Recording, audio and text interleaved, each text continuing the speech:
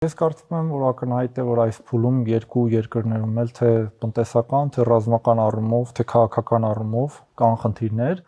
եւ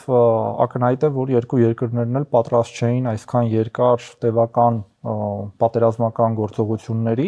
առավել եւս Ռուսաստանը սրան պատրաստ չէր եւ չեմ էլ կարծում, թե ակնկալում էր, որ այս աստիճան քաղաքացիական տարբեր ենթակառուցվածքներ կթիրախավորվեն եւ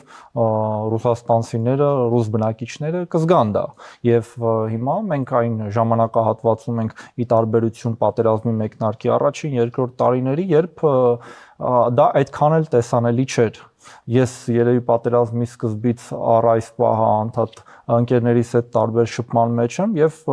պատերազմի մեկնարկին ասում էին ոչ մի տարբերություն չկա, մենք մեզ համար ապրում ենք։ Հետո իհարկե եւ մոբիլիզացիան եւ այս վերջին իրադարձությունները դա պատկերը փոխում են։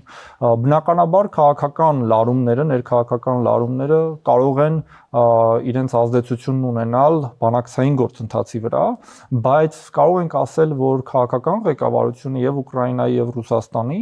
դեռ անկախ բոլոր ներքաղաքական լարումներից մնում է իր դիրքերին, այսինքն Ռուսաստանի իշխանություններն ասում են, որ մինչեւ մենք չլուծենք մեր առջեւ դրված ռազմաքաղաքական խնդիրները Դոնբասի, բանակցությունների սեղանի շուրջ, այսինքն Դոնբասի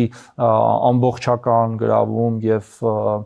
ՆԱՏՕ-ի հետ կապված որոշակի երաշխիքներ, մենք պատերազմը չենք դադարեցնի, պետք է հասնենք մեր առջև դրված խնդիրներին եւ տեսնում ենք, որ նաեւ Ուկրաինայի ներսում եղած լարվածությունը, դեռ վաղ ժամանակահատվածից սկսված հումանիտար խնդիրները եւս չեն փոխում Ուկրաինայի ռազմաքաղաքական ղեկավարության դիրքորոշումը, առ այն, որ իրենք չեն պատրաստվում բանակցային սեղանին գնալ այդ զիջումների։ Եվ հենց այստեղ է հիմնական պատճառը, որ պատերազմը շարունակվում